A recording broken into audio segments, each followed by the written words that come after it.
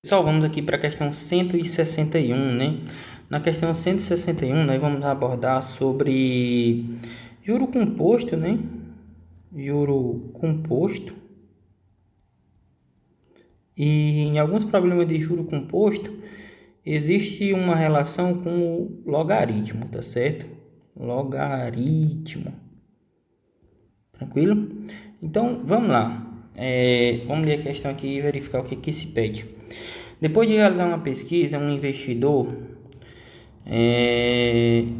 depois de realizar uma pesquisa, o investidor X resolveu aplicar um certo montante de dinheiro em um fundo de investimento, né? Beleza, que renderá uma taxa de 5% ao ano. O investidor Y, que também decidiu recorrer a um fundo de investimento para multiplicar seu dinheiro a longo prazo, né? Aplicou um montante correspondente a 1/10 do montante do investidor X, que renderá a uma taxa de 20,75% ao ano. Em ambos os fundos, a modalidade de rendimento é de juro composto, né? Também conhecidos como juros sobre juros. Aí que ele nos dá algumas informações que nós vamos ver a seguir, né? Essa partezinha aqui, ela é muito importante para as situações do logaritmo, né? Até porque não tem como fazer alguns tipos de cálculos na hora da prova relacionada ao logaritmo.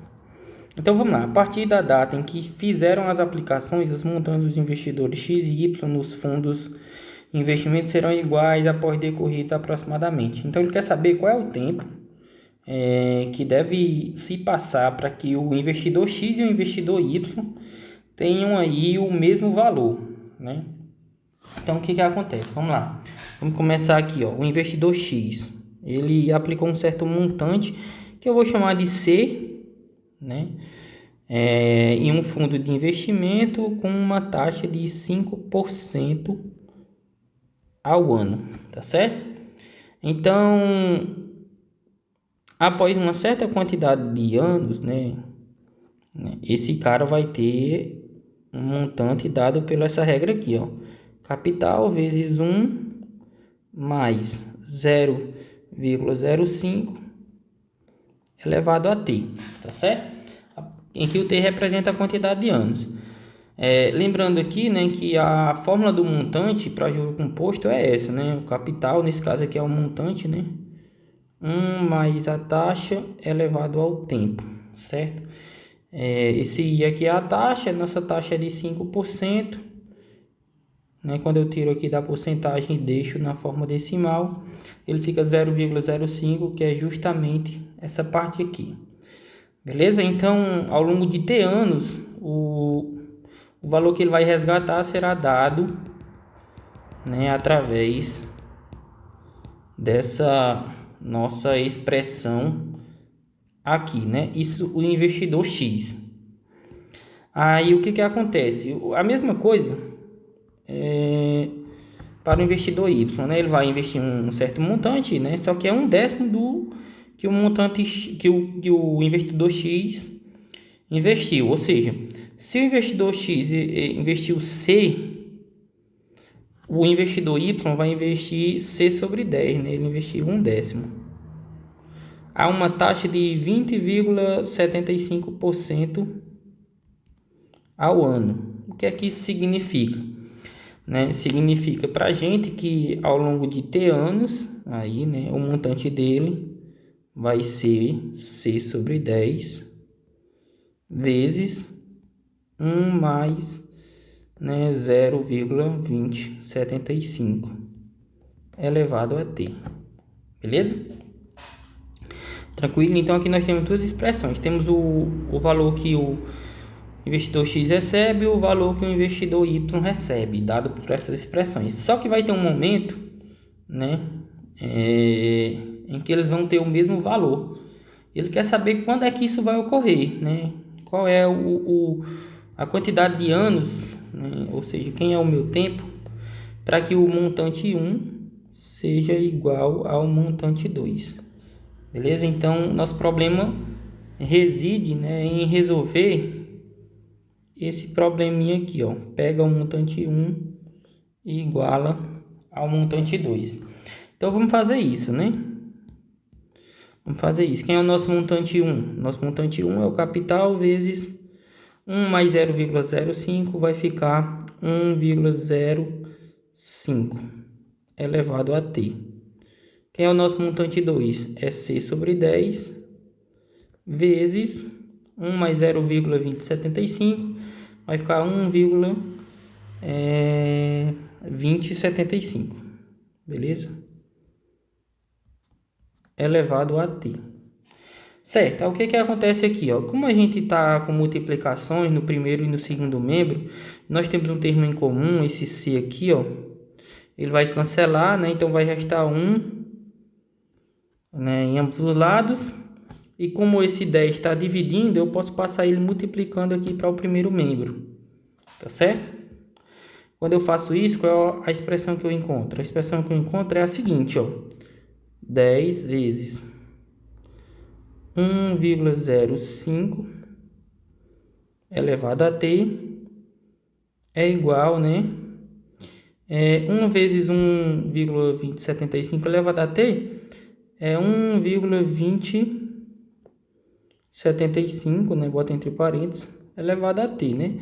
Esse 1 aqui, ó, ele não faz diferença na nossa expressão, porque vai continuar sendo o outro resultado. 1 vezes o outro resultado continua sendo o outro resultado, beleza? Então, aqui nós temos uma equação exponencial, tá bom? Como é que a gente pode resolver essa equação exponencial? Nós podemos aplicar o logaritmo em ambos os membros da nossa expressão, tá certo? Então, eu vou aplicar o logaritmo de 10, né, no primeiro membro e no segundo membro. Ó, eu vou aplicar o logaritmo nesse membro e nesse membro aqui para ver o que acontece. Beleza. Então, como é que vai ficar? Vai ficar o seguinte, né? Vou botar aqui uma seta para indicar que a gente está continuando. Vai ficar o log, né? Lembrando que esse log aqui eu estou usando a base 10, né? Quando ele não aparece é porque a base é 10. De 10 vezes 1,05 elevado a t igual a o log de 1,2075 elevado a t, tá certo? Nós vamos já entender por que a gente está utilizando esse log. Aí olha só, tem uma propriedade nos logaritmos que diz o seguinte: se você tem um expoente no logaritmando, por exemplo aqui, ó, e aqui, esse expoente ele pode vir multiplicando o logaritmo, tá certo? Esse carinha aqui a gente vai já utilizar ele, mas primeiro vamos focar nesse segundo membro. Então, esse carinha aqui ele vai vir multiplicando o nosso logaritmo. Beleza. A regra do peteleco, tá bom? Então, olha só o que vai acontecer. Inicialmente, essa primeira parte aqui eu vou só repetir, né? Eu posso utilizar a regra do peteleco depois nesse caso, mas eu vou só repetir. Vai ficar o seguinte, ó. Log de 10 vezes 1,05 elevado a t, regra do peteleco, t vezes o log de 1,2075, né? Então ficou dessa maneira. Aí percebam que ele nos dá uma informação importante aqui no texto, ó. Se vocês notarem, bem aqui no texto ele diz para a gente utilizar 0,08 como log de 1,2075. Ou seja, no lugar desse carinha aqui, ó, eu posso colocar 0,08, tá bom? Então, como é que vai ficar a nossa expressão, né? Nossa expressão vai ficar do seguinte modo, ó, log de 10 vezes 1,05 elevado a t é igual a t vezes 0,08. Pronto, só que aqui não resolve muito ainda o nosso problema, né? Porque essa primeira parte a gente ainda não mexeu. Aí vamos lembrar que quando a gente tem uma multiplicação no logaritmando, essa multiplicação se transforma na soma dos logaritmos. Como assim? Ó, observação, vou já apagar. Se você tem um logaritmo de a vezes b numa certa base, nesse caso aqui a base é 10, né? Essa parte ficaria sendo o logaritmo de a mais o logaritmo de b, na mesma base que é 10. Então, se você tem multiplicações no logaritmando, né, você pode fazer a soma dos logaritmos desses fatores. certo? Então, o que que acontece aqui, né?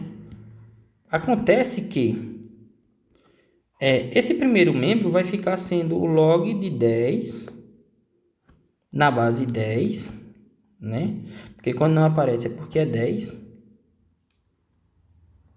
mais o log de 1,05 elevado a t na base 10, tá bom? Beleza, só que aqui eu não vou colocar a base nessa parte, porque nem precisa, tá bom? Isso aqui vai ser igual a quem? T vezes 0,08 é 0,08t.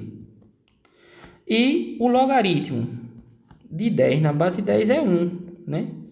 Logaritmo de 10 na base 10 é 1. O que a gente faz aqui agora? A regra do peteleco. O t vai passar multiplicando o logaritmo, né? Então, eu vou ficar com 1 mais t vezes o log de 1,05 é igual a 0,08t. Só que aí a mesma coisa, né? Para o log de 1,2075, a gente tem para o log de 1,05. Ele diz que 0,02 é o valor do log de 1,05. Então, onde tem log de 1,05, eu vou colocar aqui 0,02. Multiplicado por t vai ficar 0,02t, igual a 0,08t, tá bom? Então, nós ficamos com a seguinte equação, né? 1 mais 0,02t igual a 0,08t. Eu vou passar o 0,02t para o segundo membro, então vai ficar 1 igual a 0,08t menos 0,02t. Então, o 1 é igual a 0,06t, passa o 1 dividindo, o 0,06t dividindo 1, né? Vai dar o resultado do t, portanto, né? O meu t é igual a... aqui quando eu tenho uma divisão por números decimais, eu posso tentar eliminar as casas decimais do numerador e denominador multiplicando por 10. Nesse caso aqui, eu poderia multiplicar por 10 duas vezes, que seria a mesma coisa que multiplicar por 100. Quando eu faço isso, o que é que eu obtenho, né? Eu vou obter 100 sobre 6, né? E quando eu divido 100 por 6, eu vou obter uma dízima, né? Periódica, que vai dar aproximadamente 16,7, tá bom? Então, essa aqui é a nossa resposta. 16,7 anos, né? Então, é necessário 16,7 anos para que o montante do investidor X e do investidor Y se torne o mesmo. Resposta correta para essa questão ficaria sendo o item B, né? Então, é uma questão um pouco difícil. A observação aqui é porque ele nos dá também uma outra informação aqui nessas considerações, né? Se você seguisse outro caminho na resolução dessa equação exponencial, provavelmente você iria chegar nesse logaritmo aqui, ó, logaritmo de 1,15, que você iria utilizar 0,06 e no final você iria acabar encontrando a mesma resposta, né? Então é isso, espero que tenha ficado claro, é uma questão difícil, né? Espero que todos tenham entendido. Até o próximo vídeo.